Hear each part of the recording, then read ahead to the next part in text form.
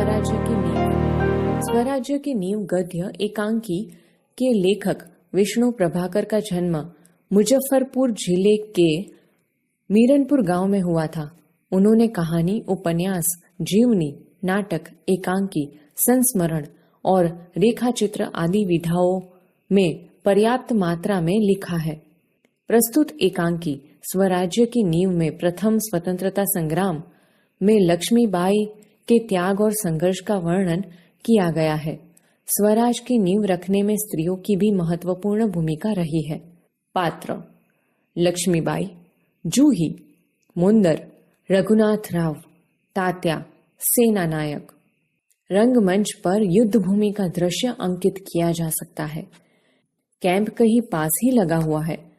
महारानी लक्ष्मीबाई के तंबू का एक भाग दिखाई देता है। पर्दा उठने पर महारानी लक्ष्मीबाई अपनी सखी जूही के साथ उत्तेजित अवस्था में मंच पर प्रवेश करती है। दोनों लाल कुर्ती के सैनिकों की वेशभूषा में है। लक्ष्मीबाई: मेरे देखते देखते क्या से क्या हो गया जूही। झांसी, कालपी, ग्वालियर कहाँ गई, परंतु मंजिल है कि पास आकर भी हर बार दूर चली जाती है। स्वराज्य को आते हुए देखती हूँ, परंतु दूसरे ही क्षण मार्ग में हिमालय अड़ जाता है। उसे पास करती हूँ तो महासागर की डरावनी लहरें थपेड़े मारने लगती है। उनसे जूझती हूँ तो नाविक सो जाते हैं। देखो जूही, उधर क्षितिज पर देखो, कैसी लपलपाती हुई लपटें उठ रही है। सारा आकाश धूम घटाओं से छाया हुआ है। प्रलय की भूमिका है, लेकिन राव साहब है कि रक्तमंडल की छाया में ऐशो आराम में मशगूल है। आवेश में आते आते सहसा मौन हो जाती है। जूही कुछ कहने के लिए मुंह खोलती है कि महारानी फिर बोल उठती है, जूही, जूही, मैंने प्रतिज्ञा की थी कि मैं अपने झांसी नहीं दूंगी, लेकिन झांसी हाथ से निकल गई जूही। सहसा तीव्र होकर, नहीं नहीं, झांसी हाथ से नहीं निकली। मैं अपनी झांसी नहीं दूंगी। मैं अकेली हूँ, लेकिन उससे क्या, मैं अकेली ही झांसी लेकर रहूंगी। जूही: कौन कहता है आप अकेली है महारानी? आप तो गीता बढ़ती है, फिर यह निराशा कैसी? लक्ष्मीबाई: मैं निराश नहीं हूँ। मैं जानती हूँ कि मैं झांसी लेकर रहूंगी, लेकिन क्या तुम नहीं जानती कि उस दिन बाबा गंगादास ने मुझसे क्या कहा था? जब तक हमारे समाज में छुआछूत और ऊंच नीच का भेद नहीं मिट जाता, जब तक हम विलास प्रियता को छोड़कर जनसेवक नहीं बन जाते, तब तक स्वराज्य नहीं मिल सकता। वह मिल सकता है केवल सेवा, तपस्या और बलिदान से। जूही: लेकिन महारानी, उन्होंने यह भी तो कहा था कि स्वराज्य प्राप्ति से बढ़कर है स्वराज्य की स्थापना के लिए भूमि तैयार करना, स्वराज्य की नींव का पत्थर बनाना। सफलता और असफलता देव के हाथ में है, लेकिन नींव के पत्थर बनने से हमें कौन रोक सकता है? वह हमारा अधिकार है। लक्ष्मीबाई मुस्कुराकर: शाबाश मेरी कर्नल, तुम लोगों से मुझे यही आशा है। जिस स्वराज्य की नींव तुम जैसी नारियां बनने जा रही है, वह निश्चय ही महान होगा। मुझे इस बात की चिंता नहीं है कि वह मेरे जीवन काल में आता है या नहीं आता, लेकिन मुझे इस बात का दुख अवश्य है कि हमारे पास शक्ति है, फिर भी हम दुर्बल हैं। हमारे पास तात्या जैसे सेनापति है, फिर भी हमारी सेना में अनुशासन नहीं है। हमारे पास ग्वालियर का किला है, फिर भी हम कुछ नहीं कर पा रहे। क्यों? जानती हो क्यों? जूही: जानती हूँ महारानी, हम विलासता में डूब गए हैं। तभी मुस्कुराती हुई मुंदर वहां प्रवेश करती है। मुंदर: कौन कहता है कि हम विलासिता में डूब गए हैं? विलासिता में डूबे हुए राव साहब, बांदा के नवाब, सेनापति तात्या। जूही: नहीं मुंदर, सेनापति नहीं। मुंदर: ओ समझी, तुम तो उनका पक्ष लोगी ही। जूही दृढ़ स्वर में: मैं उसका पक्ष नहीं लेती, लेकिन जो तथ्य है उसको छिपाया नहीं जा सकता। सरदार तात्याराव साहेब को अपने तन मन का स्वामी मानते हैं। मुंदर: और तुम उनको अपना स्वामी मानती हो? जूही: हाँ, मैं उनको अपना स्वामी मानती हूँ और मानती रहूंगी, लेकिन उनसे भी अधिक मैं महारानी को अपना स्वामी मानती हूँ और महारानी से बढ़कर मैं अपने देश को अपना स्वामी मानती हूँ। देश के लिए मैं सरदार को भी ठुकरा सकती हूँ, ठुकरा चुकी हूँ। मुंदर, जूही, तू तो नाराज हो गई। मेरा यह मतलब नहीं था। मैं तो केवल इतना कहना चाहती थी कि जब तूने उन्हें अपना स्वामी मान लिया है तो तू उन्हें रोकती क्यों नहीं है? लक्ष्मीबाई, जूही ने उन्हें रोका है मुंदर, मैं जानती हूँ। जब राव साहब के कहने पर तात्या इसे नाचने के लिए बुलाने को आए थे तो इसने उनको बुरी तरह दुत्कार दिया था। जूही, हाँ रानी, मैं स्वराज्य के लिए नाच सकती हूँ, बराबर नाचती रही हूँ, परंतु विलासिता में डूबने के लिए अपनी कला को किसी के गले की फांसी नहीं बना सकती हूँ। जो मुझको ऐसा करने के लिए कहते हैं उनको मैं ठोकर ही मार सकती हूँ। लक्ष्मीबाई, दीर्घ निश्वास लेकर, ठोकर ही तो नहीं मार सकती जूही, यही दर्द तो हमें कचोट रहा है। अगर ठोकर मारकर हम उनकी मदहोशी दूर कर सकते तो बात ही क्या थी? जूही, बाई साहेब, मैं औरों की बात नहीं जानती, मुझे आज्ञा दीजिए, मैं ठोकर मारने को तैयार हूँ।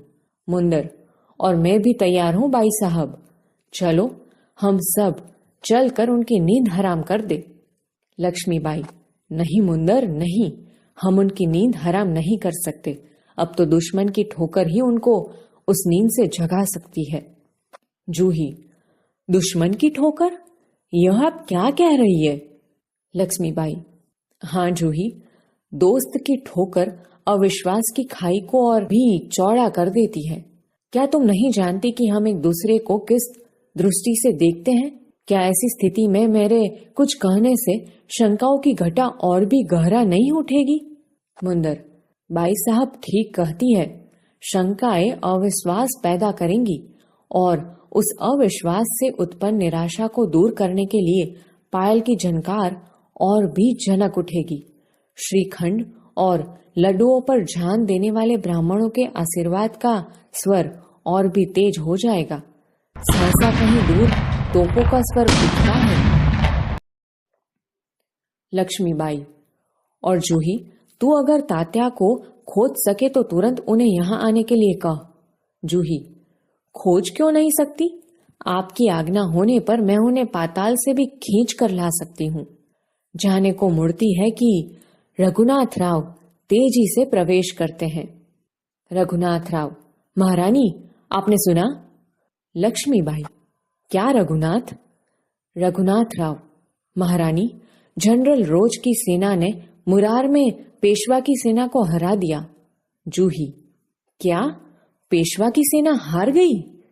लक्ष्मीबाई, पेशवा की सेना हार गई, यह अच्छा ही हुआ। अब पेशवा की आंखें खुलेगी। रघुनाथ, अपनी सेना को तैयार होने की आज्ञा दो। रोज ग्वालियर का किला नहीं ले सकेगा। रघुनाथ, मैं जानता हूं वह कभी नहीं ले सकेगा। मैं अभी सेना को कुछ के लिए तैयार करता हूं, केवल आपको सूचना देने के लिए आया था। लक्ष्मीबाई, और जूही, तुम भी जाओ सहसा बार देखकर। लेकिन ठहरो, शायद सेनापति तात्या इधर ही आ रहे हैं। जूही बाहर देखकर, जी हाँ, ये तो सरदार तात्या ही है। सरदार तात्या का प्रवेश। लक्ष्मीबाई, कहिए सरदार तात्या, आज आप इधर कैसे भूल पड़े?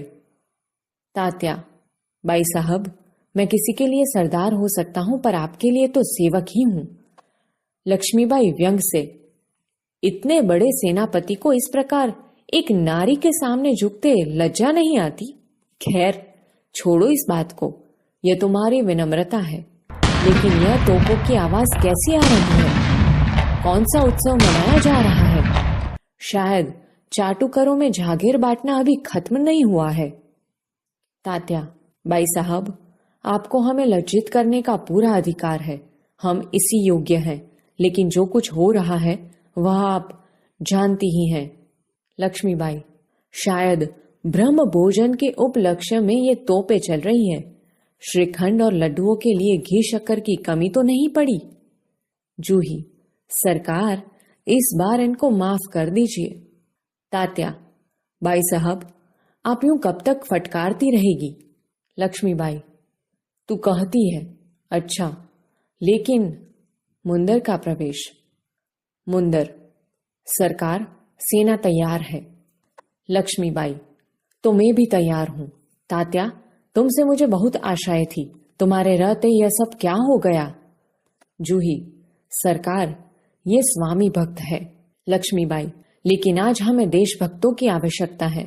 खैर, अब भी कुछ नहीं बिगड़ा, अब भी बहुत कुछ किया जा सकता है। तात्या, इसीलिए तो आया हूं बाई साहब, आप जो कहेंगी वही करूंगा, जो योजनाएं बनाए उसी पर चलूंगा। लक्ष्मीबाई, तो जाओ, तलवार संभाल लो, नूपुरों की झंकार के स्थान पर तोपों का गर्जन होने दो, भूल जाओ राग रंग। याद रखो, हमें स्वराज्य लेना है, हमें रणभूमि में मौत से जूझना है। तात्या, महारानी आपकी जय हो, मैं युद्ध के लिए तैयार होकर आया हूं। लक्ष्मीबाई, जानती हूं, लेकिन सेनापति, इस बार यह याद रखना कि यदि दुर्भाग्य से विजय न मिल सकी तो तुम्हें सेना और सामग्री दोनों को दुश्मन के घेरे से निकालकर ले जाना है। तात्या, ऐसा ही होगा। लक्ष्मीबाई, तात्या, मेरा मन कहता है कि यह मेरे जीवन का अंतिम युद्ध है। जीत हो या हार, मुझे किसी बात की चिंता नहीं। चिंता केवल इस बात की है, हमारी वीरता कलंकित न होने पाए। तात्या, बाई साहब, वीरता आपको पाकर धन्य है। आपके रहते कलंक हमारी छाया को भी नहीं छू सकेगा। आज्ञा दीजिए। प्रणाम।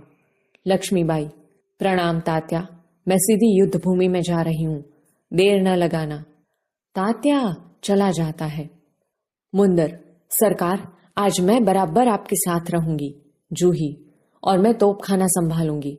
लक्ष्मीबाई, और हम सब मिलकर या तो स्वराज्य प्राप्त करके रहेंगे या स्वराज्य की नींव का पत्थर बनेंगे। हर हर महादेव। तीनों हर हर महादेव का उद्घोष करती हैं। पृष्ठभूमि में यही उद्घोष उभर कर आता है, जो मंच पर प्रकाश के धुंधलाते न धुंधलाते सब कहीं छा जाता है।